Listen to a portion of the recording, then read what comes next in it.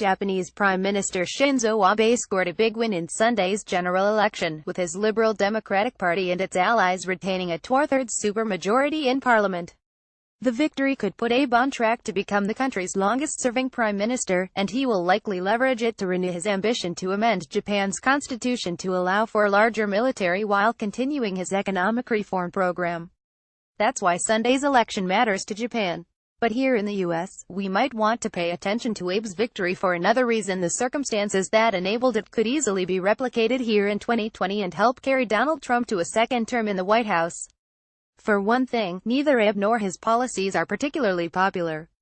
Just a few months ago, Abe's approval rating was in the gutter, dipping as low as 20% in the wake of a series of corruption scandals. North Korea's nuclear brinkmanship changed all that, however, after the regime in Pyongyang overshot Japan with a ballistic missile and tested an apparent hydrogen bomb in early September. Abe's popularity surged as he was seen handling the situation proactively. Still, it peaked in early September, when a poll put his favorable-unfavorable numbers at 5,039, and the latest poll puts him back in the negative, at 4,046. While Abenomics, a mix of loose monetary policy, fiscal stimulus, and structural reforms, has been credited with pulling Japan back from the brink of economic oblivion, the program's impact has been a mixed bag overall, with the country still suffering from deflation and wage stagnation. Businesses have also balked at some of Abe's reforms, including Womenomics, a concerted effort to radically increase the number of women in the Japanese workforce. A planned consumption tax hike has proven controversial. Most Japanese voters want a review of these policies. Neither is Abe's approach to foreign and security policy much beloved. His proposed amendment of the Constitution, which would remove an article that has limited Japan to a relatively tiny army since World War II, is highly divisive and represents a dramatic break from the past 70 years of policy. Abe has the two-thirds supermajority in parliament he needs to change the Constitution, but an amendment would also have to pass a public referendum, and its prospects there are much less certain. In addition to his North Korean poll bump, Abe's main weapon going into Sunday was the total disarray of his opposition. The LDP's traditional opponent, the Democratic Party, which is, confusingly, liberal whereas the LDP is conservative, has collapsed, and new parties, including Tokyo Governor Yuriko Koike's Party of Hope, have formed to challenge Abe's government. While shiny new parties, like French President Emmanuel Macron's En Marche, can sometimes be attractive to voters upset with the status quo, Japan's voting system makes it hard for them to break through. Most seats in parliament are allocated by winner-takes-all votes in each district, which disadvantages parties without some institutional presence.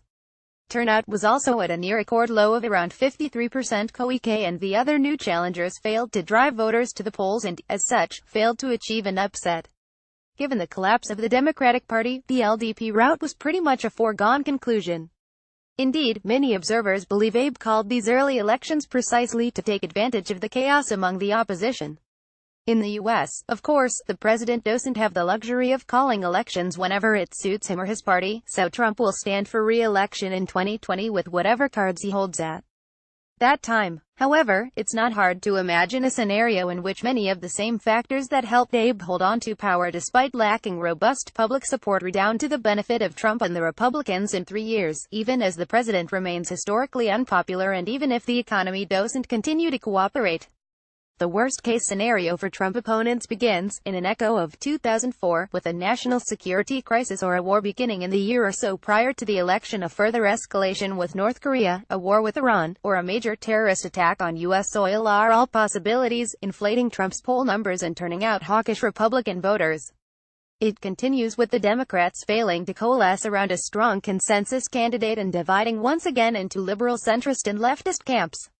Jill Stein and Gary Johnson or some other version of them run again, drawing more voters from the Democratic candidate than from Trump. Turnout is depressed due to Republican voter suppression tactics and the bad feelings generated among Democrats by a nasty open primary.